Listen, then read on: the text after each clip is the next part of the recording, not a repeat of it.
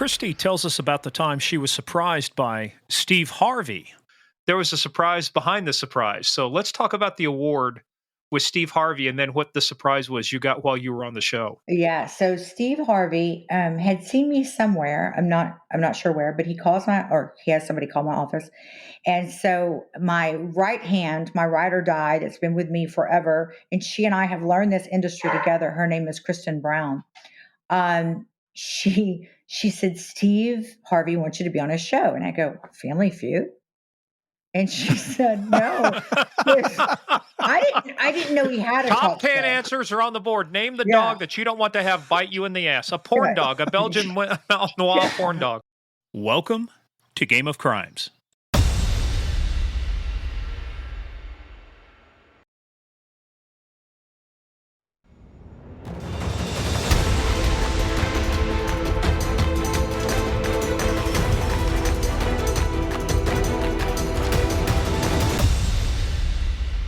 God bless you. God bless you. That's fantastic. And that if I just knew that there was a problem, it took that many anvils falling on my head to go, wait a minute. Canines, I'm sure like everything else, I'm sure SWAT has budget issues. I'm sure, Everybody every does. Specialized department. Everybody does. So let's talk about getting your PhD in caninology. Yeah. Because this story's long from over. Oh, yeah. Yeah. So as you know us too. So let's talk about starting this. So you and your husband donated the first 5 dogs. I don't want to say that's easy, but that's easy because now you got to raise money and now you have to come up with a way and a program. You have to find the dogs. You have to find the training. People say, well, hey, I've got this great dog down at the shelter. Sorry. Chihuahuas don't exactly attack Chihuahuas might grab your ankles, but they're usually not good for patrol canines. So let's talk about some of the things you had to learn to get to the point of where you are today. Oh my God. Yeah. You have to, what is it? Crawl before you can walk? Absolutely. Well, I can probably park in the handicap for the rest of my life now because my knees are permanently disabled from crawling. Let's see. So yes, everybody is like, well, why don't you just go to the shelter and just have the dogs trained? That is it. I'm convinced when Charlize Theron or Angelina Jolie or whoever plays me in the Disney movie, that's I'm sure what they'll do just for, for the feel good. Yeah. But it just doesn't work that way. I mean, you just can't. We want to make sure. I'm not saying that if you had 100 dogs, one of them wouldn't work out, but it's just so much of an investment that of trying to get these dogs trained and we don't train the dogs. So K9s4COPs, pardon me, my ear fell out. K9s4COPs just gifts the dog already trained. So we have a dozen vendors all over the United States. And so whatever department is close, if you're in Vermont and you say, I'd like to choose your vendor in Wisconsin, or I'd like to choose your vendor in Southern California, or your vendor in Austin or Alabama. So getting to that point of, you obviously, because you want to find vetted, certified people to do this, what are the different types of canines that you're working on providing to everybody? Oh, gosh, you name it, we've given it. So, of course, there's narcotic, there's explosive. I give also what's called a mobile odor detection dog. And it detects, whereas a bomb dog is going to come in and find something that's stationary. So like we see on CSI, the dynamite taped under the table. So that dog is going to find, where the red and the blue cord are. A mobile odor dog, which are about $50,000, are single purpose dogs. They do not bite. And usually they're like labs or pointers, things like that. And they'll go into a crowd. So let's say it's a Super Bowl or an SEC game or the national championship. They'll go through and they find plumes of odor. So if somebody's been handling C4 or handling a weapon or something like, that they have gunshot on them, they can smell that up to 2 weeks old, up to a mile away. Wow. Dang it, I thought if I just took a shower and everything, I'd be okay, but, Yeah, we thought so too, but we were proven wrong once yeah, again, I'm weren't we there? speaking of mobile odor detection, um, yeah, but, that's I find that fascinating too because, a few years ago, I was the senior law enforcement advisor for the Republican National Convention. It was down in Tampa, and, I mean, Secret Service, I mean, they've got some amazing dogs, so does the FBI. But the whole thing is the threat has changed, the types of things we look for. And these dogs I've seen demonstrations of where they will hide a handgun in a mall and the officer has no idea where it is and they have to go find the handgun, and it's just because of that smell and stuff, you can find it. I just think what these dogs can do is just so amazing. But the funny ones, though, I think are the ones you see with customs where they are, dogs that they use for sniffing for fruit and other vegetables, but they're the little Yeah, beagles and stuff. They don't look Yeah. very the vicious. beagles, They're right? cute. You want to pet them. No, don't pet them. But so talk about. So you've given these dogs away. What's the process for an agency that wants to get a dog? What things do they have to prove to you? Because you just can't say we want a dog. No, there's a lot that goes with the dog. It's like raising a kid, as we all know, right? There's more to it than just say, hey, I'd like a kid. What do you have to do to get a Mhm. dog? Well, they go to our website, K9s, K number 9S, number 4, cops.org. And there is a place on there to, And we'll put all of this on the webpage. We'll have all of this stuff on our webpage. Yeah. and then you can go, there's a button on there to apply, or there's a button on there to donate if anybody feels compelled to. And so they go on and they fill it out. And it's a pretty simple, uh, it just kind of gives us some background. If they're starting a new canine unit or if they already have a canine unit and they're supplementing it, a little bit about their history. And we try to make sure we go out of our way to help everybody. If, we just don't say we turn everybody down, maybe a while before we get to them, but we make sure that we touch everybody that asks for it. And so they fill that out, and then we grant once a quarter, so every 3 months. And then those requests or those applications will go before my law enforcement board. So I have three amazing uh, officers: Sergeant Chris Moore, a retired Sergeant Stuart Red, and a Deputy Ted Dolan that the organization was based on. And they then will call their commands and the Wait a minute. offices. The officer whose dog was killed that you saw in the movie on the news that night, he's one of the ones on your board? Or Yes, your no, oh, yes. no kidding. So he and I are like, we always laugh. I call him, I'm like his life wife. I mean, some of these guys, it's so funny. I mean, like I have my three, I had four, and rest in peace. One of my very first officer that ever helped me passed away 2 Fridays ago of a heart attack. Oh, And man. yeah, and his dog just passed away last week of cancer. Oh, So, but my other three guys are still with me, and they're my everything. And it's so funny because it's like I feel so intertwined. It's very difficult, having 300 and something departments. You can't.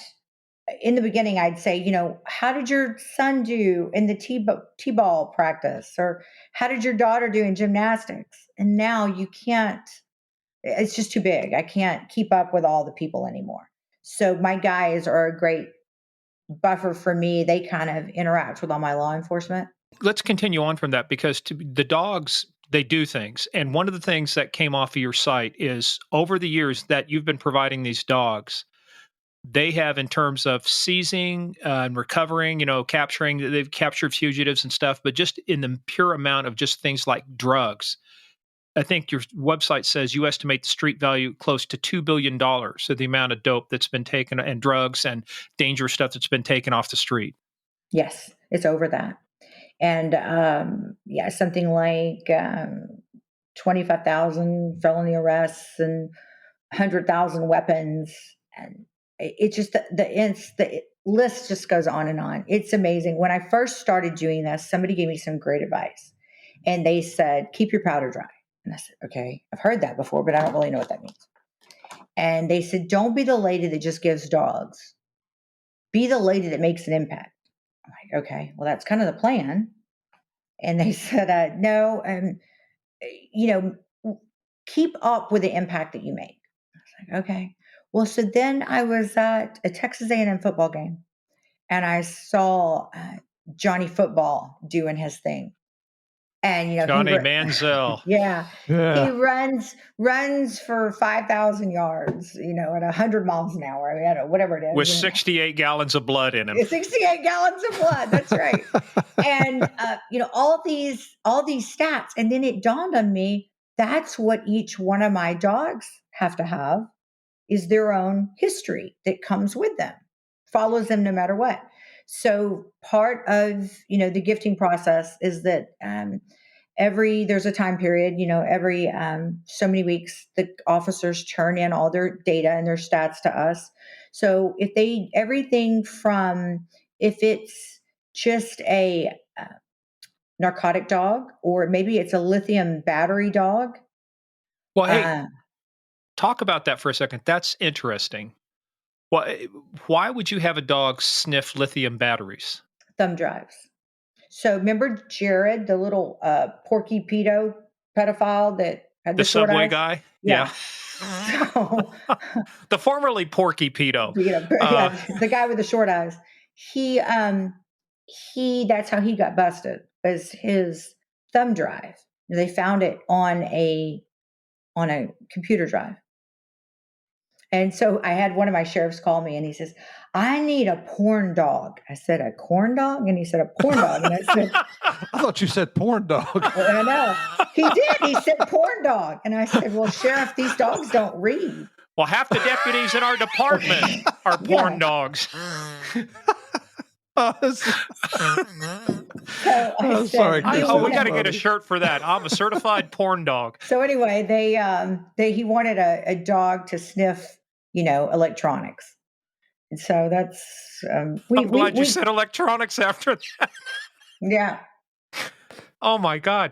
Well, but go ahead. You're being very humble too with your numbers, because I'm looking at your website here, and I'm just going to read some of these out because I'm damn so proud of what you're doing. K9s4COPs have recovered $19.2 million in illegal cash, over $13 million worth of marijuana, over $7 million of heroin. Oh, that's just on one bust. You're kidding. Yeah, These are just... Earlier this year, I had a cold stop in Fayette County, and it was $140 million in raw fentanyl. Fayette County, what state? Texas. It's enough to kill 3 times the size of Texas. It just keeps going. I mean, folks, take a look at this freaking website. It's unbelievable. This is one of the best websites I've ever seen, and I love seeing these success stories here. So you're leading right into it, Steve. Let's talk about a couple of those stories that stick out to you in terms of the success they had. So we kind of asked you this before we got started. So let's talk about this one, if you want to, in Fayette County. I mean, or the one that you're familiar with. How did it come about? What happened with it? And obviously you guys find out about it. So let's talk about the stop. Well, my guy, I have a couple of really superstar interdiction guys, and my guy in Fayette Steve, County. wait a minute. You notice how she says they're my guys now. My guys. Oh yeah, no, they're definitely my guys. Literally. Absolutely. And I'll bet you your guys will do anything in the world for you as well. They will. Yeah. They will. Yep. And my husband always says it takes a really strong man to have 300 men have your wife on speed dial. All hours of the night. Especially when half of them have porn dogs. Yeah, exactly. They want porn dogs from a Playmate. What could go wrong with that equation? All I can imagine is me trying to explain that to my wife. Honey, okay, yes, April 96, I get it. I don't have the issue. Yes, me and 300 other guys talk with her all the time. Yeah. I can imagine this explanation going on. Yeah. So, imagine when it comes down to something like that, and I'm kind of feeling my way as I'm going. I mean, so the first few years, yes, we've had nothing but success, but I mean, there was no manual. So since no one else had done this, it's not like I was starting a Meals on Wheels that had been done, that there was a format how to do it. And at first, when I first started this, a lot of departments weren't, let's see, didn't really know how to accept me. I mean, they were kind of like, what's this lady? She's not a cop, but I mean, I had no problem with Harris County. They're wonderful. But when other departments started applying, it, telling my story on repeat is kind of the norm, because people are like, how'd you get started in this if you're not a cop? And then how it's kind of, tank rolled into what it has. I can remember having dinner with Bill Bratton, who was New York's police commissioner. And he said, so was your dad a cop? And I said, no. Granddad, sheriff, uncle, brother? No. He said, so nothing? I said, nope. He said, and you wanted to be in this business? I said, I know, right? I said, yeah. And he goes, I need to ask you. He said, do you ever get bullied or hit on or, I said, I've never really thought about it, but maybe now that you mention it, I do. And I'm too naive to know it. And I remember in the beginning asking these guys like for their stats. And, when I was just getting started and I had like less than 10 dogs on the street. Hey guys, do you think, if you mind, you could fill out that little sheet that I sent you? It would just take like 2 minutes, and then have your command signed it. Just if it's okay. Just, I don't want to bother anybody. Now it's like, turn your shit in or I'm coming to get your dog. I'm not your mama. Pick up your own shit. I'm not, I don't know who the hell you people think you are. But, now it's just like, my cops, they love their wives, of course, but they all fuss about their wives, about how dramatic, their wives or their daughters or their whatever are. And I said, I never want to hear y'all say anything about women ever again, because y'all are like a bunch of drag queens that have all ride shared in a damn Lyft van to a wig sale, and you'll have half off coupons. I mean, it's just like, you guys are too much. Y'all kill me. Y'all kill me. But Steve, real quick, what this reminds me of is when we interviewed Michelle Linhart, and she was on Baltimore PD. So Kristi, Michelle became the first DEA agent female who headed the DEA, but she was on a shift where the guys did not want to tell their wives that they were working with another woman because they're afraid of what their wives are going to think. So what did they call her? Charlie or something? It was Charlie. Mike. It was Mike. You'd love her, Kristi. You'd love her. Oh, sweet lady. Hey, I do want to ask, we'll talk about that. Something popped up and I remembered it because I just pulled it up off the internet, which the queen of the internet is on here. So it just makes sense. Something very personal to me. In November of 2015, there was Islamic terrorist attacks in Paris. And during one of the raids, one of the police dogs for a unit was killed. And you guys did something I thought was just above and beyond. So tell us about Liberté. Liberté. So I was at a friend of ours, a child's 5th birthday, and I'm walking in with my daughter, holding presents. And my phone goes off, and it's an update, and it's a news report about the bombing in Paris. And I immediately see on there that a suicide bomber took out a K9. So I call the ambassador to France that lives the what do you call it, the not consulate, with the consulate. Consulate, yes, thank you. He lived around the corner from my house. And so I called him and I said, hey, this is what's just happened. Of course, he was aware. And I said, I want to give a dog. I said, but it's going to take me some time to get it going. I'm going to need at least like a week or so. And I won't say that the French were hard to deal with, but let's just say I gave up French fries for probably a year. We've now renamed them freedom fries. They're freedom fries. Yes. And when it happened, I guess it was in Belgium, they had, another bombing. And I said, just tell them we went out of business if they call. They're extra. What was the issue? That they didn't want something from an American, or? No. So we had this big pomp and circumstance, and we met in Washington D.C. and we met in New York City and gave, I said, you gave us the Statue of Liberty, Liberté, and this is the dog, and we did all the handoff. Initially, I said, look, we get our dogs from Europe.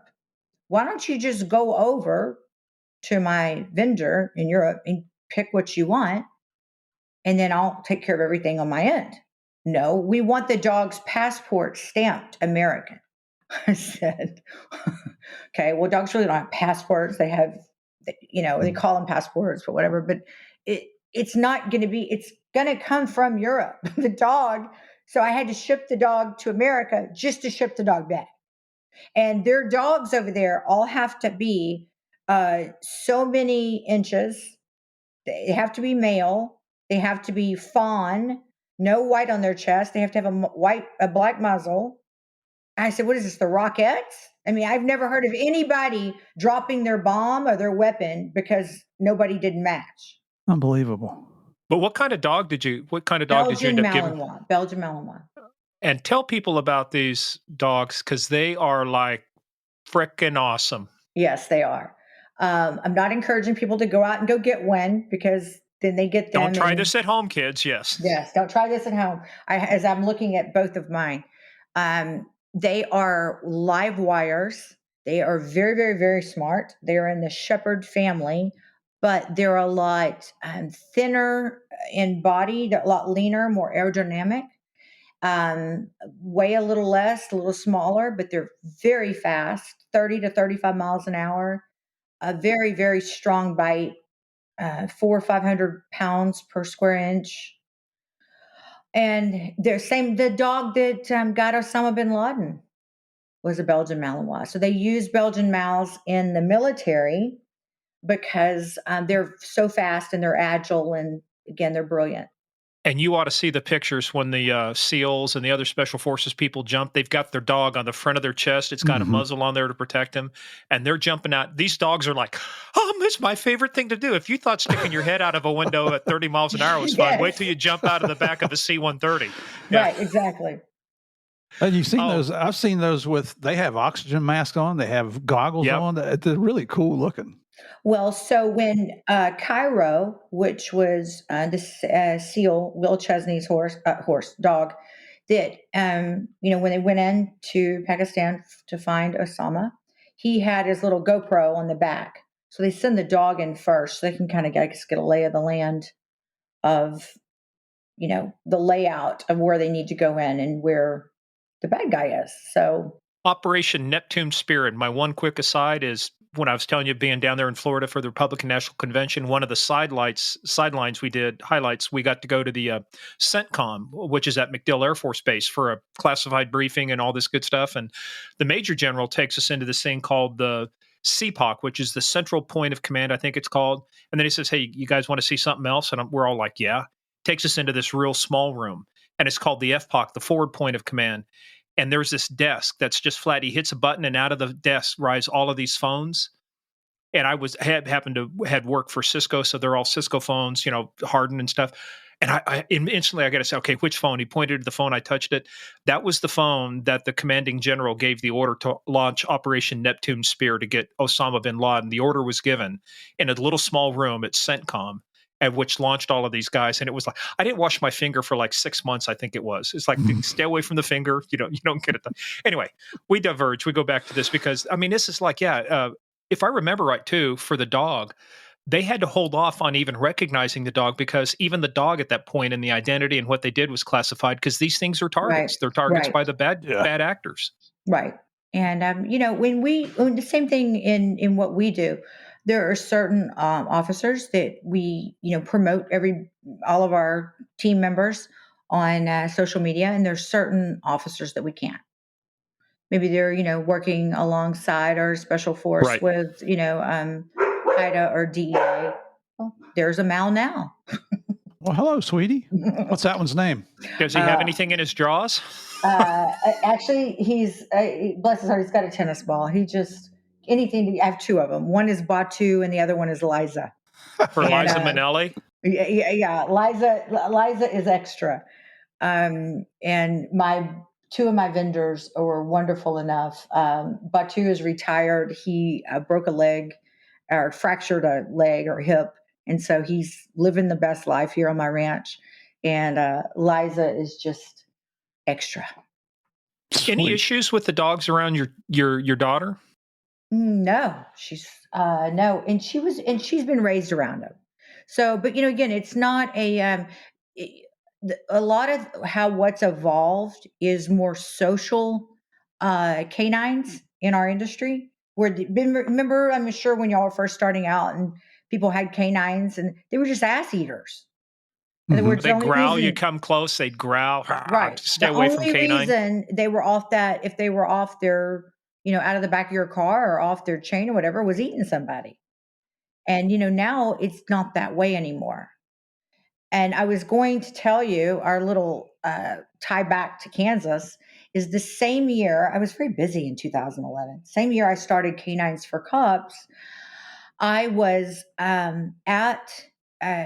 I had watched along with the rest of the country, Casey Anthony, get off, which we all know she was guilty. And so I said, I was telling somebody the next parent that doesn't clip their child's fingernails is going to go to death row. I mean, just somebody's going to pay for what she did. Well, I guess it was 2 or 3 months after, the sentence. I mean, she was found not guilty. I was in South Texas on the back of a quail truck, and I get a phone call from my stepson. And he says, "Are you watching the news?" It was Saturday morning. And I said, "No." I said, "I'm on the back of a quail truck and I'm hunting." And he says, "Well, hurry." He says, "Go." He said, "There's a baby that's missing." I said, "Well, I mean, that happens all the time. I'm sorry. Uh, but how could we possibly know who it is?" And he's so a young man that he had served 6 tours in Iraq. Had lived with, before I came into the picture, had lived with my husband and stepson. And when the kids were little, when they were in school, now they're all adults. And the baby was missing was this young man's cousin. And the baby was 9 months old. And it was all over national news. And she was baby Lisa. And it was in Kansas City. And so I talked to the young man that we knew, and he said, "Kristi, I'm so scared." He said, "Look, they train me for DEFCON 4. I'm a sniper or whatever." He said, "There's news reporters coming through the house." I said, "Is it a private? Do you think that, like a ex-husband or somebody, a family member took the baby?" And he said, "No, absolutely not." So I said, "Okay, well, help is on the way." I hung up. My husband says, "What the hell does that mean?" I go, "I don't know. They always say in the movies, and it turns out okay." That's So positive thinking. yeah. That's being an So optimist. the next call I made was to some of my board members, and one is Phil Houston, and he spent over 30 years with the CIA, and he was the head of their deception detection, and they call him the human lie detector. And he wrote the book Spy the Lie. And then I called on my dear friend, Dr. Marisa Randazzo, and she was, or still is, I guess, a forensic psychiatrist. And she had spent 10 years with Secret Service as their lead psychiatrist. And then I called another board member who was a criminal defense lawyer, a famous one in New York, Joe Tacopina. And I said, "Look, there's plane tickets waiting for everybody. Just getting the band together. We got to get to Kansas City. We got to save a baby." So I'm sure that, truth be known, I do want to say, I have never, ever in public come out and discussed this. I've been asked by a lot of major networks to go on and talk about it, and never would admit up until this point just now of having anything to do with it. But I think now with 10 years behind, it's probably, I didn't want to take away anything from the case. So I sent all these people to Kansas City and to help to try to find this baby. And I saw on there that they were considering bringing in K9s, and so that they were trying to. Right on cue. Yep. So I had seen on there that they were considering bringing in K9s, but they hadn't done it yet. But as I'm looking, of course, I'm not there, but as I'm looking at this scene, days have gone by. I mean, it's been trampled all over. People have come in and out. I don't know how a dog would get a scent, but okay. Somebody snatched this little 9-month-old baby out of her crib from her home in the middle of the night while her mother and her siblings, 2 little boys, slept inside. The father comes home from work at 5 o'clock in the morning, and he works as an electrician, and he was working on a Starbucks. He comes in and realizes that their door is ajar, and that the window's been broken out, and that she's been taken from the crib. So I, sent all these experts down there, and then I went by. Then I got tagged the anonymous benefactor. I don't know, but it didn't need to be about me. In other words, people were, where are these people coming from? And the people that lost their child did not have much financial means. They were on assisted living through the state and things like that. They're a very young couple. And so Phil Houston met with her and interrogated her for something like 17 hours. And he said, I'm telling you, she didn't do it. So, okay, well, that's all I need to know. I said, I want to put up a reward of $100,000. And he said, why? I said, because somebody lost their baby. And I said, I can send canines, I can do whatever.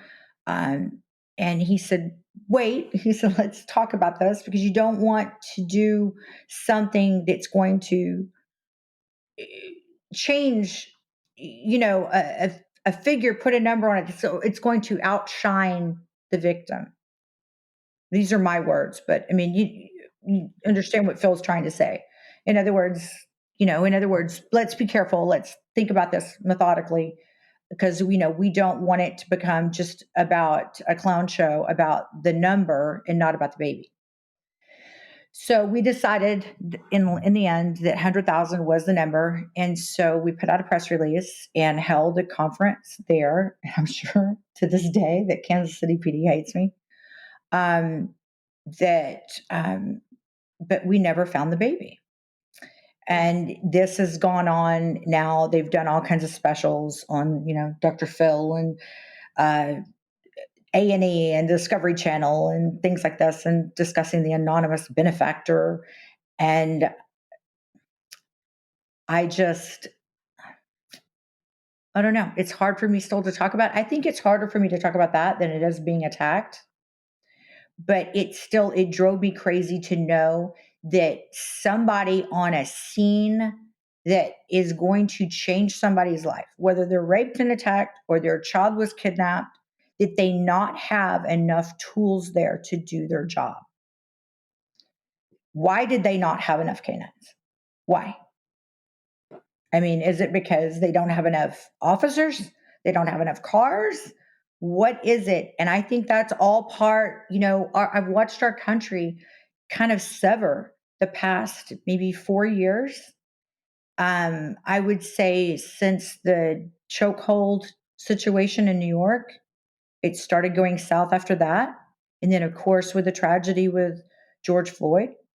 And so many people have, want to defund the police and they don't deserve all these things that they have. They're doing a thankless job. And I think if we could just get people into community relationing, I'm saying that word, more, that this could solve a lot of our problems.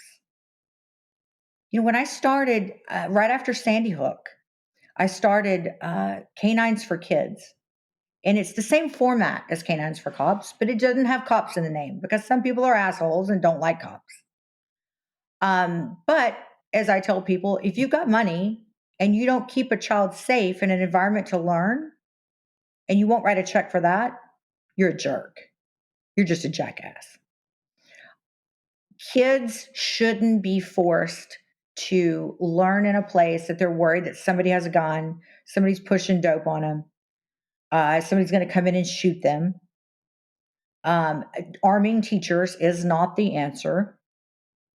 I'm a member of the NRA. I'm a lifetime member, and I'm a hunter. And arming teachers is not the answer. We don't ask for their essay, what they scored on certain things. It's not reading, writing, and Remington. They don't go to school to learn to do this job. That's very well said. And the success of K9s4KIDs. So you started that in December 2013, right? And so currently, how many dogs do you have in school? I want to say it's about 30 to 40 different school districts. It's a little over 2.5 million kids a day in school. Yeah, that was my next question. So you've got your canines out there protecting 2.5 million children. And this is through donations. Yes, not the government's help. Right. And not the French government's help either, because we'd still be waiting on them to serve it with the fine Chablis. But how are these dogs trained differently from the canines for cops? How are the canines for kids canines different? There's a lot of canines in that statement. So how are these dogs different than the police dogs? And what's their function? And what do they do? Well, their function is whatever that school department, the school district needs. So if they're saying, look, we have a problem with kids are bringing guns to school, then, we get a gun dog. If it's dope that they're bringing in school, then, if it's something explosives, it's just whatever it is that they need. Highly likely it's going to be a dope dog. And then that dog is a very social look. Any dog can bite, a Chihuahua can bite. I mean, but that dog, we make sure it goes through a lot of extra endurance and training to make sure it's a social dog. Because the last thing you want to see is a child innocently bit by a dog who Oh, absolutely not. And somebody asked me one time, well, what if my kid's allergic to dogs? I said, well, is your kid allergic to shrapnel? Because I've never met anybody not allergic to shrapnel. Yeah. There's a million what ifs out there. It's right. Oh, geez. What's my favorite saying? Murph, what if worms had machine guns, birds wouldn't fuck with them? Now, would they? That's right. So, I mean, we could what if our way all the way down here. But the point about it is, what I appreciate what you're doing, Kristi, you took action. It's like you didn't know what you were doing at the first, but that's okay. You dove in. You started calling a bunch of people. You started making things happen. And out of that, you get this momentum.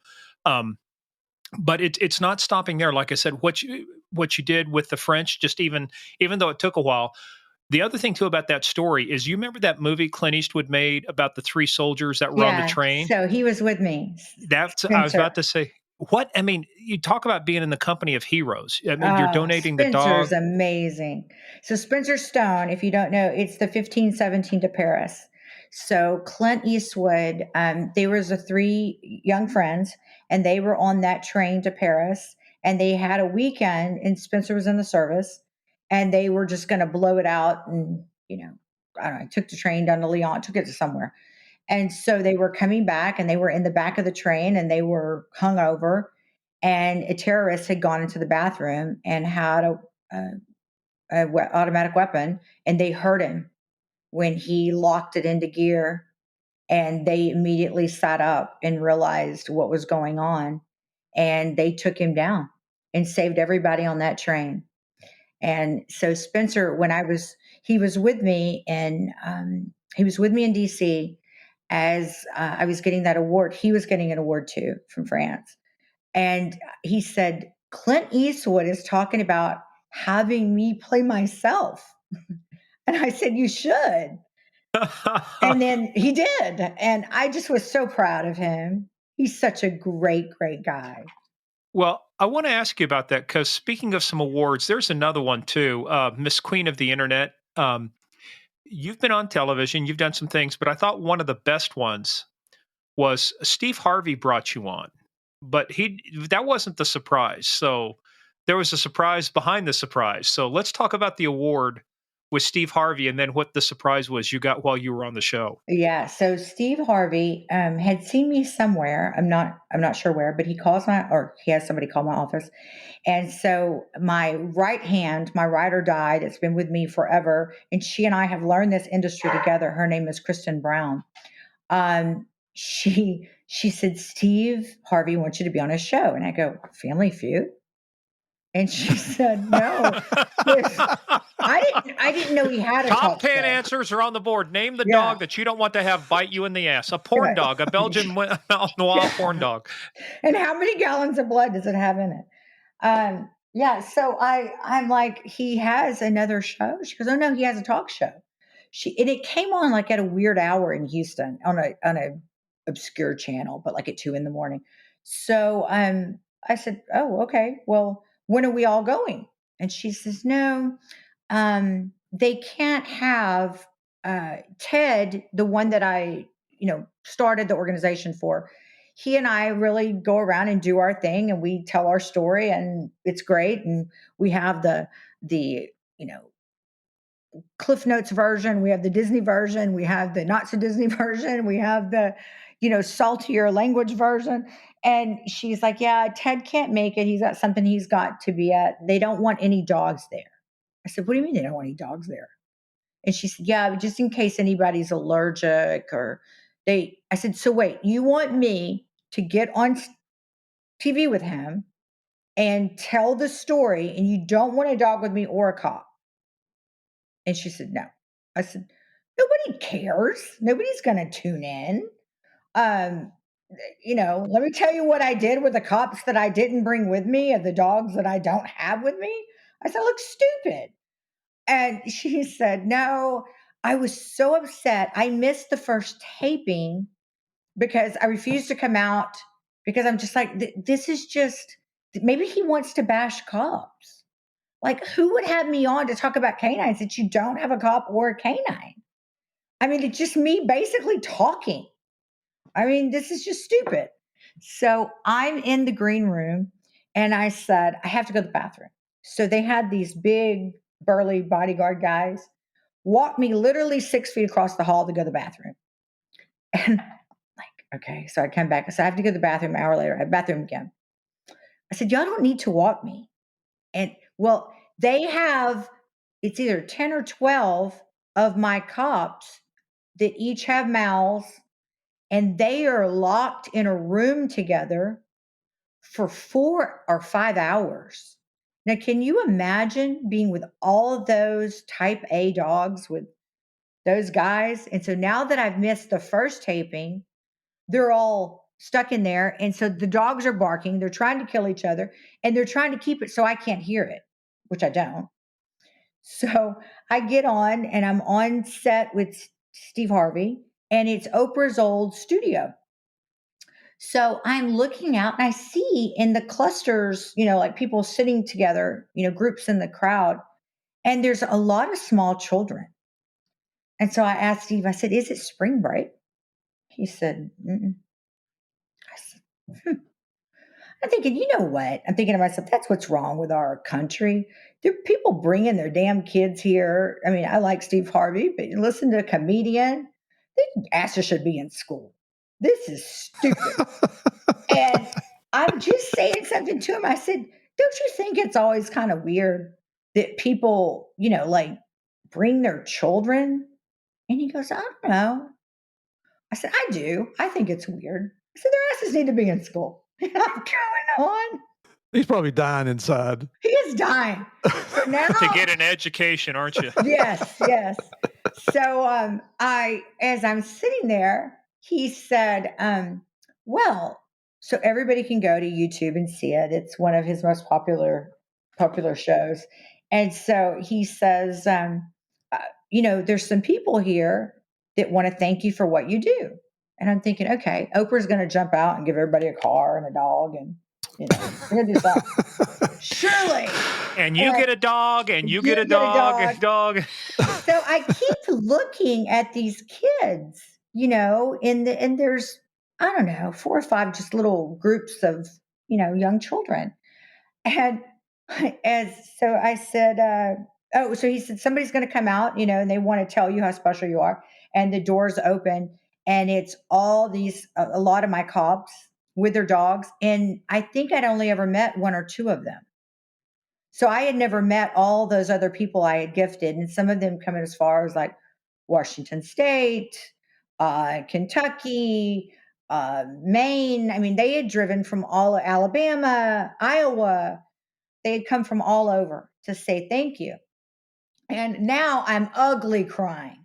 Well, I look out into the crowd, and those little children all held up signs that said, "Thank you for bringing my daddy home at night. Thank you Oh, for Oh keeping man. my daddy alive." I was like, "You never have to go back to school ever again. You shouldn't have to go to school if you don't want to." oh, this is fantastic. And who led the cops and the dogs out? Ted, of course, the one that told me he couldn't come because he had to like give the cat an enema or something. You So, lying sack of shit, Ted. oh, Now If I've you're watched I this. listening, Ted, I did. didn't really mean that. I was just playing along. So Yeah, and I've watched this video clip. You were not ugly crying. You were very gracious. It's very heart wrenching to watch the video. So yeah. we've got to post that on our site so everybody can see it. Yeah, it was great. I mean, On a Steve, scale of 1 to 10, 10 being you had no idea. absolute. I was a 15. Absolutely no clue. No You know clue. what Fantastic. surprised me more than anything else? A room with a bunch of cops and a bunch of dogs and a bunch of Belgian Malinois, yeah. dogs. Yeah, and you couldn't hear them barking. I'm I surprised couldn't. that these things weren't going nuts. They were. They were telling me they were going crazy. And they were just like, yeah, they were clawing the walls, and they're all stuck in there. And, they're all ass eating dogs. So they're all trying to kill each other. And they've got no kennels. They're shoved in this room together. And they said, when they told Ted, they said, well, she was so mad she missed the first taping. He was like, I wanted to kill you. And I'll And bet. I'm over there moping, thinking he couldn't make it because he just didn't feel like it. And, I'm that nobody cares. And then these kids hold up this. Oh, I was just at every turn, just ugly crying. I could Just imagine Steve Harvey, just the sense of humor he has. And just for fun, we've hidden a bag of drugs under one of your seats, and we're turning the dogs well, loose. it's funny because they gave me it looks like a varsity jacket. And it once a year he does this Harvey's Hero that you're his hero and blah blah blah. And so it puts this starts to reach in to get the jacket, and one of the males start growling at him, and he was so funny. He goes, it's always the black man. Profiling. He was He's so hilarious. funny. He's hysterical. You know what, Morgan? You probably don't know this, but Steve Harvey is a native West Virginian. Oh wow. He That's doesn't right. sound like it. Yeah. Yep. Well, he lost his accent. Who's from West Virginia? I went to high school and college there. Oh, our friend Jimbo Fisher's from West Virginia. Yeah. Well, Yeah, he's got to be a good man then. We're probably related somewhere along the line. yeah, There. he's Doesn't he have some coaching struggles though? no, he won a national championship. I hope not. Oh, okay. He has crab leg troubles. Remember, Jameis Winston ran off with a crab leg. Yeah, Jameis Winston's had his troubles too. Yeah, yeah. But anyway, we digress. But so you're Harvey's heroes. I mean, you've gotten, like I said, again, I'm not going to speak for you, but I would tell you, being in that position, you can do all of these other things. But when you get little kids holding up signs saying "Thank you for bringing my daddy" or "Mommy home," alive at night, how do you top? I mean, how do you top that? I don't know. I mean, that was like, and I didn't want to go out there, which was so funny. I just didn't want to go out, and I, I had a weird feeling. I didn't think that they were going to surprise me with something good, but I just had this weird feeling, and I really didn't want to go out, and because I just felt naked without my canine guys with me. So I was stopping Chicago officers in the street, saying, "Hey, can you come on this show? We'll give you a dog." Oh, the filming was in Chicago. Yes, yes. Well, and I mean, we've done our research on it. You've gotten a whole lot more awards than that, recognition that are all extremely well deserved. Um, it's just, we'd take the next 15 minutes trying to describe all these. The funny thing, a few years ago, I got an award from James Comey at the FBI. So I take my little canine, and Liza is, I had a different one then, Daisy, but Liza is kind of goes along with me. And when I need to get an award or something, and she's kind of I call my show pony. She gets up, has her picture made, and does all the stuff. So anyway, we're up there. And so I go to the FBI the day before, and we go through the whole, pomp and circumstance of how, this is going to be the color guard. This is this and that. And this is where you'll stand. And this is where Jim Comey is going to stand. And so they had his little face on the tape, and, everything's good. And they had stand-ins for him. Well, nobody told me he was 7 feet tall. That's a shorty. I'm not short. I mean, I'm 5'9", but he is like, he really is. He's what, 6'11"? Yeah, he's very tall. Yeah, he's like 6'10". Yeah. He says 5 feet 5 feet 22 inches is what he said. Okay.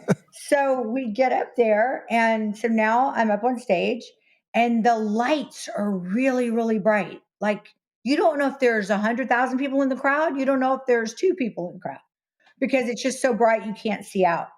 So he comes, and he's standing next to me, and he's holding this award he's going to give me in this box or whatever it was.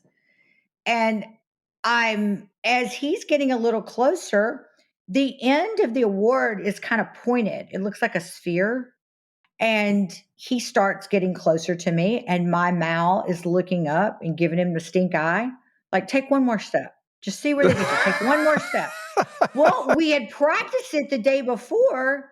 It wasn't as formal. In other words, they were like, okay, this is where the color guard comes out. Well, when that happened, now my Mal is hanging from the ceiling, because there's bugle people, there's trumpet. I mean, it's just like it's on, and there's cameras, and it's flashing. It's a lot more intense than when we practice it. So now here comes this 7 foot tall guy with this sphere, and we're on stage, and there's 1,000 people watching us. And so as he gets a little closer, and he's kind of like gonna bend down, or he's kind of like hand it to me, the dog's between us, and he says, hey, if I hand you this, your dog's not going to bite me, is it? Because, I mean, she's getting pretty bothered and hollowed out, like her, the hair's standing up. She does not like him being that close. And I said, and my mic's on. And I said, only if I tell her. She said, she won't bite me, will she? And I said, only if I tell her that you didn't vote for Hillary. Oh my God. Oh my God. That is fantastic. That's fantastic. And I said, oh my God, I'm so sorry. I'm so sorry. And he's laughing so hard. And all you see is my eyes are huge. And he's looking straight down. Because, I mean, look, I'm 6 feet tall in heels. And he's a whole foot taller than me. And he's looking down, and he's laughing. And he says, I don't give a shit who you are. He goes, that's funny. I like Larry Cable. I don't care who you are there. That's funny right there. That's funny right there. This is so appropriate. You got to understand DC politics to know how funny this is. And telling Jim Comey, as long as you didn't vote for Hillary, she won't bite you. Yeah. And then little did I know, a month later he'd be thrown out. Oh my gosh. This is I haven't laughed this much in any interview we've done. Well, it all started with the porn dog. The porn dog. The porn dog. The porn dogs, yes. Oh my gosh. Oh my. Hey, well, we're going to, like I said, link to everything. People can donate stuff, but I want to also talk about a little bit more serious note. We got to even it out here, but you've battled a lot of things. You've been attacked before, but there was something else that happened to you, and this is just within the last 6 months, that was potentially life-altering. No dog could have helped you. Nothing. I mean, and it was like, and believe it or not, people will listen to you and they'll say, oh, hey, everything sounds fine until they find out that, what is it, about 6 months ago, you had a stroke. Yes, I had a stroke. And I had been suffering for the past year since the pandemic, really was full thrown. And I've never had a cigarette in my life. I don't drink. Um, and I kept having these incredible headaches, and it was hurting in my neck. And I just thought it must have been my pillow. I told my husband that, what's the pillow guy? The guy that my pillow. Yeah. Yeah. Yeah, I think so. Yeah. So my husband Mike said, Lindell. Mike Lindell. He said, that poor guy, he's going to get canceled. He said, I'm telling you, he's going to get canceled. We got to buy pillows from him to help him out. Well, we ordered these pillows, and I kept thinking, these are the crappiest pillows. My neck is on fire. And anyway, I had 5 strokes in the carotid artery, and I had 1 on the brainstem. How is it that you survived? I have no idea, because I was having them in front of people and didn't know. And I was losing, like I would go to say something and all the words would run together, and I dropped something. I had no paralysis in my face. So, but I remember sitting in the governor's office last May saying, does anybody have an aspirin? Oh my God, I'm dying. I just can't. My neck is just killing me. And I thought, again, I had done something to damage the nerves in my neck, and went to go get an MRI. And that's when they said, you've had massive stroke. What were the conditions that led up to it? Did they give you an insight in terms of how? Cops. I work with cops. Do I need to Cops? say anything else?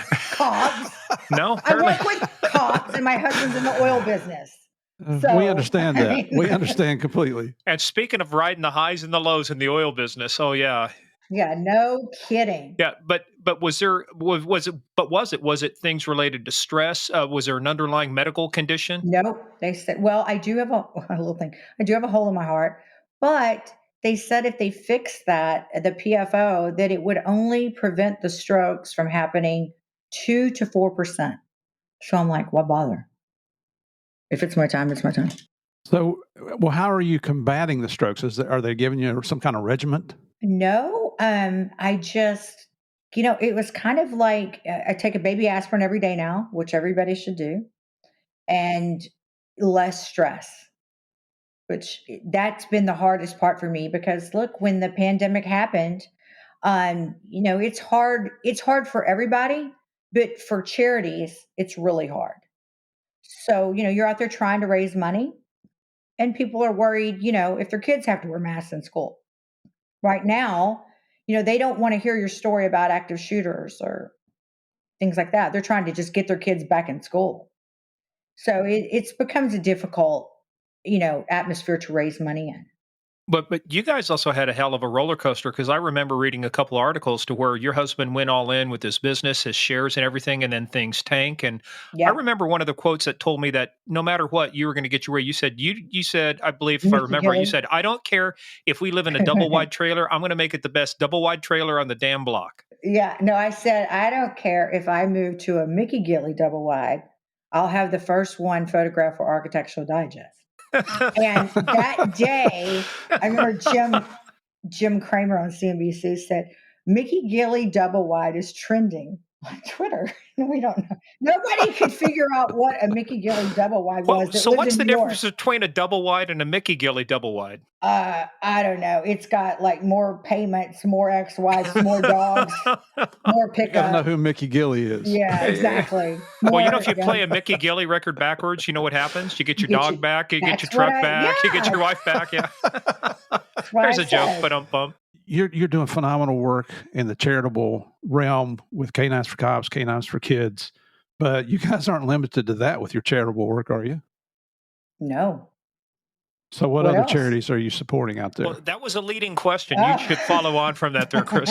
Yeah. Are you talking about Operation Safe Shield? I didn't know about that one, but now you got my interest. Okay, but what was the one you were talking about? I'm talking about the Children's Museum of Houston, ambassador for the Texas yes. Children's Hospital. Yes, I'm all those things. So when I first started this, I sat on 13 different boards, And because that's just what corporate wives did. And anyway, I decided to get off everything because I didn't feel comfortable with asking people for other, other endeavors. That this was what I was passionate about, but I stayed involved with the Texas Children's Hospital. We believe in that one, and of course, Texas A&M. But I started. We've had quite a few officers in Texas that have been shot through the windshield, and I started digging around. Like why is that happening? Why, and so I started talking with a good friend of mine, and his name's Dr. Clifford Dorn, and he's a veterinarian here at Texas A&M. And he said, I want to do something as well. So we started an initiative, and it's called Operation Safe Shield. And we now outfit police cars with bulletproof glass. Wow. And we're just about to have our first fundraiser. So who's developing it for you? We use a distributor here in Texas, but was invented out of Spanish Fork, Utah, a company up there. Yeah, and I'll tell you one of the challenges, right, with creating bulletproof glass is if you've been in some of those vehicles, and I know Murph, you have, in Columbia, me too. Mm-hmm. Those one of the challenges, they tend to be very thick, and doors have to be custom made and everything else. So how do you overcome that? What we're doing, this is a film that goes on top of the glass, Existing windshield, the existing glass. so you're not making it any thicker. They can, from inside the vehicle, they can shoot out, but it cannot be penetrated in. Wow. So the film goes on the outside of the window. Yes. I got to get me some of this, man. Now, do the windshield wipers don't? No, it stays very, very thin. They bake it from, I guess maybe it's treated on both sides, and they just cure it.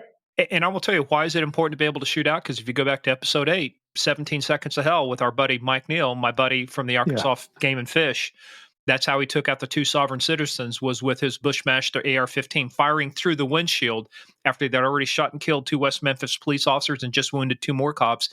He said, this has got to stop, and it's got to stop here, and he's shooting through the windshield. So if you haven't listened to that episode, that is 17 Seconds of Hell, man. That is this will make your hair stand on end and get goosebumps like this episode has done. But I tell you what, I was sort of paying attention until you said porn dog, and then after that, it's like I've been totally riveted. Now I'm riveted from the beginning, man. Let me see what else we got here about you.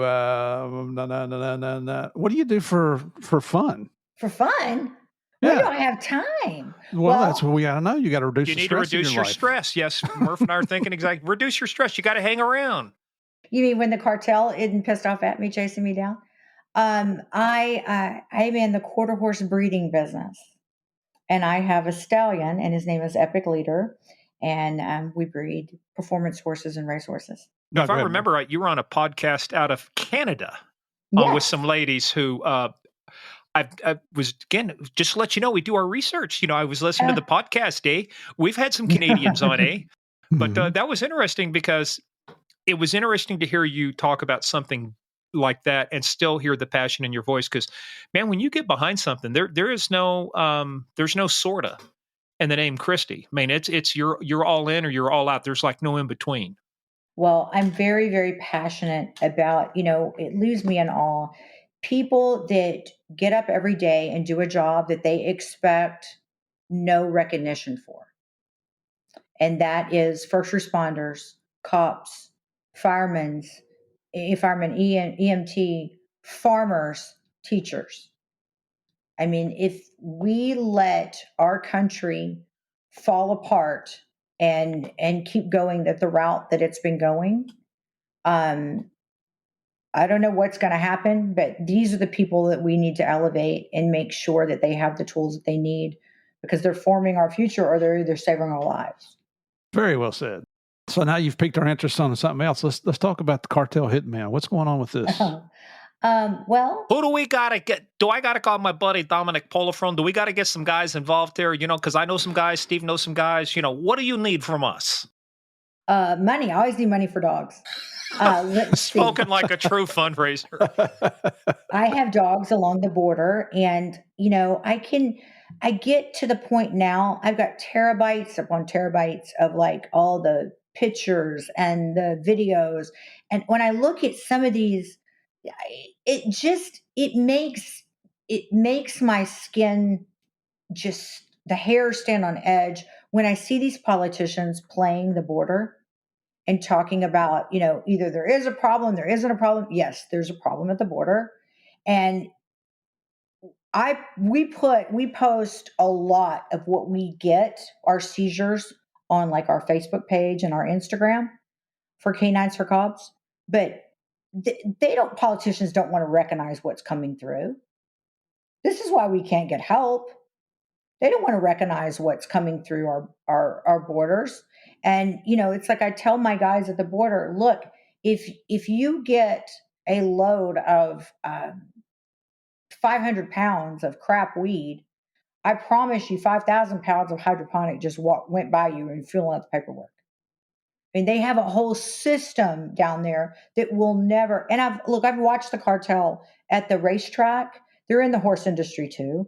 I mean, I see them there as well. And you can't even begin to fathom. And this is what's coming, and this is what's infiltrating our country. Don't even get me started on the ports. The ports are they're unattended to. Unattended to.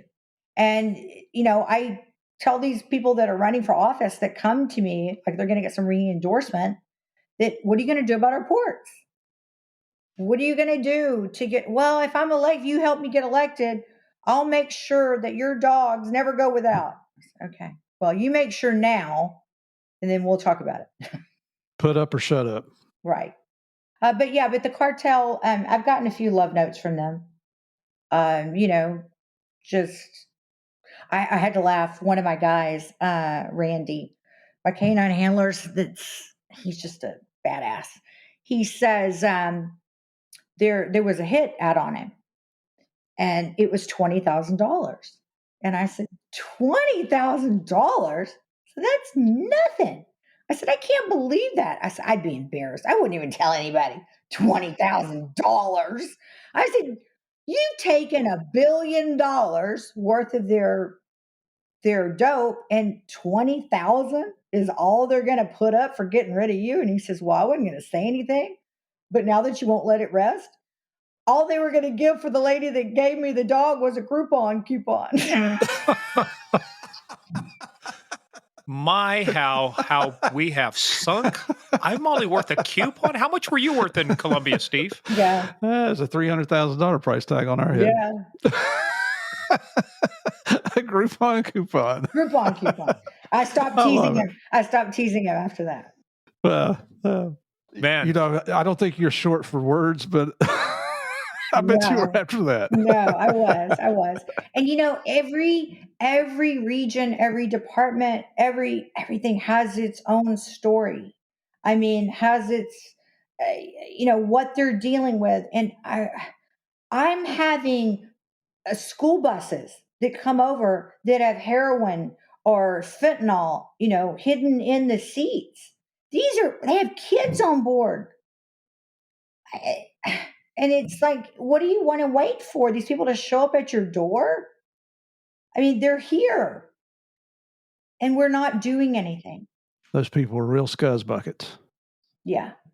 And, I can see from all the data that I keep and the photos and the pictures, that they imprint their dope. I mean, it's almost like a brand that they put on there. And so you'll know where it's coming from. And, I tell my guys, look, we have a lot of China white coming through.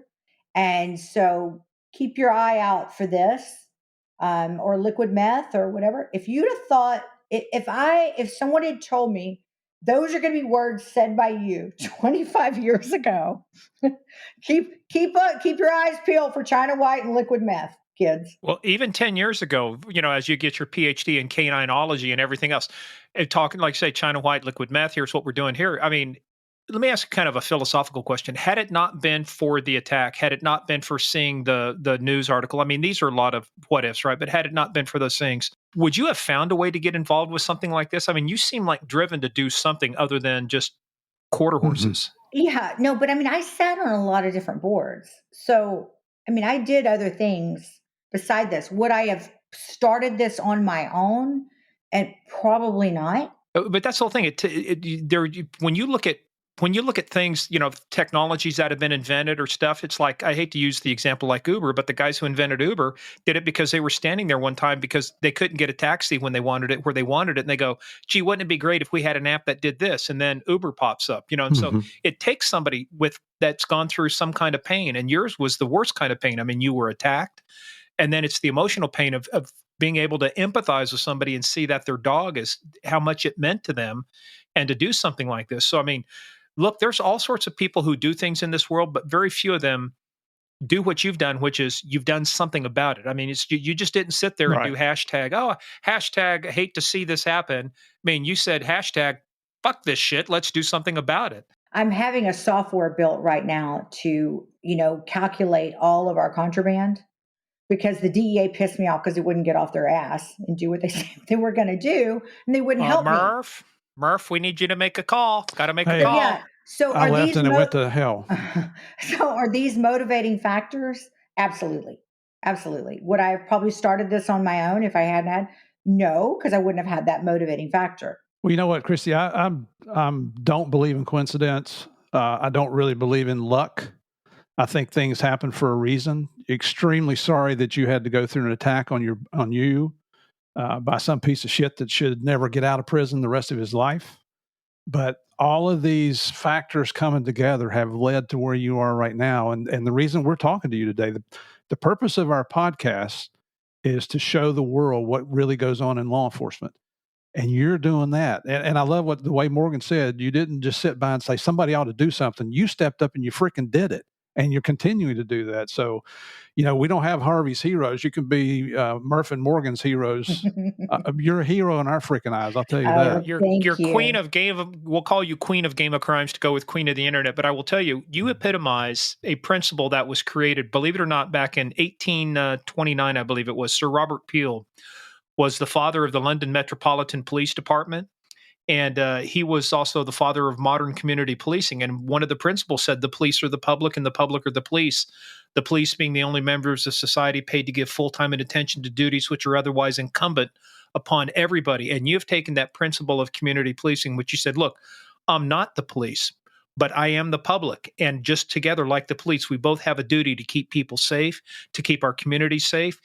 You do your thing, I'm going to do my thing. But when we do our thing together, the sum of the whole is greater than the parts. And I think what you've done is you've went through a lot of shit, but the impact you've had has been far greater than the impact to you. And that's a testament to you to say, I could have let this define me, but you didn't. You took it and you made a huge, much bigger impact for everybody else. I just think about the number of lives that have been saved from the drugs not getting in there, or the felons being caught before they could hurt somebody, taking dope money off the street so it can't go to buy more dope, getting hearing aids because the dogs are really loud. The dog's telling you, shut up. The bullshit meter just went off. Okay. I got a feeling they could eat us through the cameras if they wanted to. So Kristi, when we come to your house to visit, are we going to get bit? No, you won't get bit. You won't get bit. As long as we didn't vote for Hillary. Oh my God. I don't know where that came from, but oh my God. I was like, I'm so sorry. That's hilarious. It's hilarious. We know what shows Comey does have somewhat of a sense of humor. He's not the most popular guy, but I know he's not. He was hysterical. He was like, okay, there's a secret prize if you can take a selfie and fit us both in it. I'm like, you can't take a selfie with a person 7 feet tall. Wait a minute. It's impossible. Are we talking to the person who snuck into Anna-Nicole Smith's funeral? Yes. Come on, please. Don't tell me that can't be done. You can find a way. It can be done, but it's not the most flattering angle. I need somebody to just bend over. I need to step up on you. Yeah. Well, because my arm's not going to be longer than his. I mean, his No, you hold your camera low and you shoot high. Well, that's what I ended up doing. Yeah, there you So I go. said it wasn't the most flattering. Flattering. Yeah. Now, Hey, well, there's one more thing I'd like to get clarification Yep. on here, because you made a comment earlier about when they make a movie about you, whether it's Charlize Theron or Angelina Jolie. Are you telling us something here? Is there something in the works? No. Though, do y'all follow Yellowstone? Oh yeah. Oh yeah. Yeah, Not that's yet, what I but it's on want. my list. I'm holding for Taylor Sheridan to write something about me. Let me tell you Don't what. I love him. Let me tell you what. That not only is that a great series, watched everything. It's like so many memes have come out of this. Is like, hey, maybe I ought to take you to the train station. Right, exactly. Beth Dutton. Oh Isn't that yeah. a great show? I actually was watching also. Wow, nobody better attack you. Here's proof. I know. Nobody attack.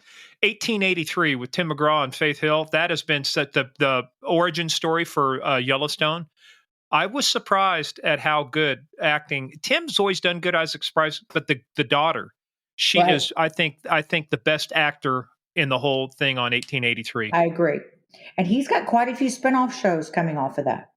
Well, now Kevin Costner just signed, I think, a 3-part deal with Fox Nation. I think it is to do the history. The 150th anniversary of Yellowstone's coming up, so they're going to do a 3-part series on the history of that. By the way, Costner owns. A reputed owner at one time did a little out here in Loudoun County, Virginia, had a place up in Waterford. Very Tony, very rich, big area. He had a ranch out there. Robert Duvall's got a ranch over here by Upperville, just outside Loudoun County. So, yeah, well, hey, we rub shoulders every now and then with the used to be rich and sort of famous. And y'all got Eric Prince out there, right? Eric Prince is in Virginia. Isn't he in Virginia? Eric Prince? Yeah. You talking about Blackwater? Yeah. Yeah. How far are you from Blackwater? It depends. Depends on what name they're going under this week. So, yeah, Frontier or whatever. Yeah. Yeah. No, they're a lot of the. Actually, I just went to some training this last weekend. Some guys, former special forces, did a whole day pistol course, and some of these guys had connections back in the day to Blackwater. They got out. They were Force Recon, Marines, Ranger types, and that was a hell of a pistol course. When you get to be my age, and they tell you, hey, now get down on your knees in the gravel here and shoot underneath this thing. It's like, fuck that shit. Give me a grenade. I'm not shooting anything. That's right. That or a machine gun. A machine gun. Yeah. Hey, say hello to my little friend. So, hey, look, what we're gonna have to do is we're gonna have to do a follow-up with you, because what we want to do is get some stories. And I think what we'll do is we'll do a special where we get some of the stories. So we'll prep you for it, but we want to get 4 or 5 stories of the seizures. And you know what we'd love to do? And you're going to help us do this, because I'm just telling you, because you can make the guys do this. We want to get a couple of your guys on an episode here. Oh yeah. That'd be cool. Yeah. I can get, I got my guys. I already know who. And to our listeners that are listening to this, give us your feedback that you want to hear these stories, because, she's willing to call in some markers here with the cops that she's not calling in markers. These are Kristi's kids. These are like, you're going to do. That's true. Remember, she doesn't ask anymore. It's like, you're going to get your reports in on time, damn it, or I'm going to take your dog away. There you go. Yes, I will get them on. But these are guys doing it on the front line. I mean, these are the guys that, look, when you're looking at $140 million worth of raw fentanyl and knowing that something you could kill 3 times the size of Texas, I couldn't get the news channel to run this. I mean, because they're afraid to scare people. Like, you take the world as you find it, not as you wish it was. And the fact is this fentanyl is coming across the border. The fact is the amount that's coming across. We had an episode with Sherry Oz, a special agent in charge of the DEA field office there, runs all of Arizona, down in Phoenix. You talk about the amount of pills and fentanyl they have coming across the border every single day, and how many people that could kill. If the public only knew how many people could be dead had it not been for the great work of these professionals in law enforcement, they would shit their pants. Absolutely. Yep. Absolutely. One more person I want to recognize here before you go, Kristi, is Mr. David Buchalter. He's the one that yes. David made our is introduction one of my here. best friends. I love him so much. I love he and his beautiful family and his gorgeous wife and kids. And he is just one of my favorite. I love David. He is an agent to the stars. I know he's y'all's agent. And I met him through my dear friend, Marcus Luttrell, 15 years ago. And I have been bugging David on a regular basis ever since. And he's kind enough to sit on my board. And he's just one of the smartest, most gracious, fairest people I've ever known. Agent to the stars and agent to the little people as well. He's, and for our listeners, David Buchalter is our senior VP at Greater Talent Network, which is the primary speakers bureau that we use. Love the guy. He's been very good to us. Can't thank him enough for introducing you to us. Yeah. He's outstanding. I'm his biggest fan. We could keep going on, but I'm afraid of the dogs. They're getting they need their mama time. They need their Kristi time. And now like I don't want to hear that either. I don't know but here's what we're going to do. Again, we're going to get a couple of your kids on. In fact, give us, if you have a girl out there, if you have a guy out there, let's mix it up. We want to hear, we love doing these because we want the different perspectives, and let's do that. And we'll have you back on, but this is, people can't see this, but this is me saluting you, saying, man, it's been an honor. It's been great to have you on. Well, absolutely. And it's well, I've already called you a Murphy Morgan hero. You don't get a higher compliment than that. Kristi, God bless you for everything you're doing. We know it's not just you. This involves your entire family. So God bless your husband and your children. I can't wait to meet you in person sometime. That's something I'm really going to look forward to. I look forward to it as well. And I already know the people I'm going to choose and the great team we're going to put together, and bring it back to the show.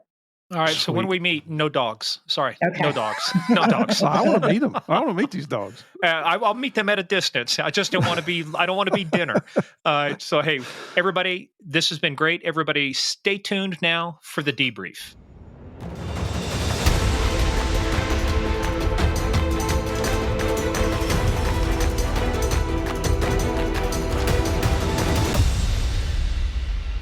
If I had told you somebody who was a Playboy Playmate would be liked by a lot of cops, that would be the understatement of the year, right?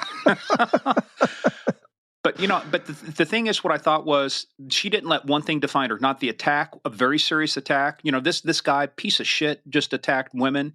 Mm-hmm. And, what she talked about reading that book, The Gift of Fear, I've read it. It's so important that women read that book, Gavin de Becker's The Gift of Fear. But just to your point, Steve, to see what she's done. She leads a life of privilege, and she doesn't have to do this. Right. She could be a Texas socialite, but the impact she's had, the drugs seized, and like I said, when you hear Randy Tooman's episode coming up, and you hear about the amount of drugs just at one handler and one dog take off the streets at a time, I can't tell you. You don't want to over dramatize it, but Steve, definitely lives have been saved because these dogs are out there. Absolutely. And just like you said, Morgan, the fact that she was attacked, so many people would let that define the rest of their life, that would cause them to live a life of fear. And this lady didn't. She made the best of the situation. Of course, it's a horrible situation. The piece of shit that attacked her deserves to spend the rest of his life in prison, in my opinion. But the other thing I love about her is that she just took the bull by the horns when she saw a need, and nobody else was filling that need. And she didn't care who you were. You're the governor of Texas. You're Mark Cuban. It doesn't matter who you are. She's going to give you a call and say, here's what I need, and here's the reason I need it. And you need to pony up. And these people are. That's right. The cool Especially thing. If you go to the Red Cross, make sure you give your 68 gallons of blood. Yeah. That's so funny. But I also love the attitude that her husband has. What does he think about 300 men having his wife on speed dial? I love that. That's funny. One strong man. But anyway, hopefully if you guys like that, which you should have loved this. And like I said, we have a whole series because of this. We're going to do a whole series. We're going to spread it out. But we've got 4 of these handlers. They do different things: drug tracking, kids, K9 for K9s for kids. So we're going to have a series of these come out now over the spring, going into the summer. So we're going to have some additional stories. So if you like, we got 5 of them. Yeah. five stories. Let me tell you, when you say she's connected, she knows Mark Cuban. She just could have got rehired and got her stock options, retroactively. She'd be doing good. But anyway, hey guys, if you like that, hit us up. Apple, Spotify, 5 stars. Tell us what you think. And, get on our Facebook page, things like that. Leave us comments. Let us know what you think. Head on over to gameofcrimespodcast.com for more information about the shows. A lot of great pictures that Kristi provided to us. Follow us again on the social media at Game of Crimes on Twitter. Give us your comments there. Game of Crimes Podcast on Facebook and the Instagram. but you got to go to PayPal.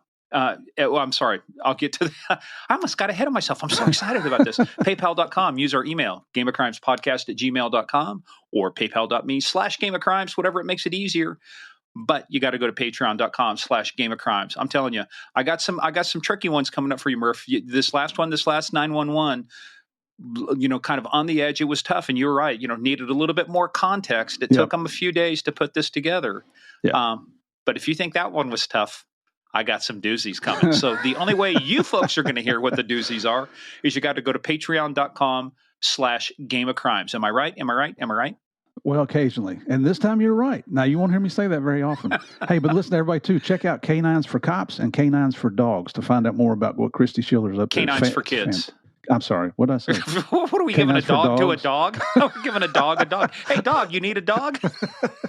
They need a cat. K9s4Kids, sorry, and K9s4Cops. Yeah, K9s4Cops, and it's all the links are in the show notes. But the other thing too is, like Kristi says, we said, what can we do for you? Hey, you support, donate. So if you guys, want to do that, if you can part with a little of the greenbacks, just to help a worthy cause out. So anyway, guys, we want to say thank you once again for joining us. Thank you once again for playing this thing of ours we call the biggest, baddest, most dangerous game of all, the Game of Crimes.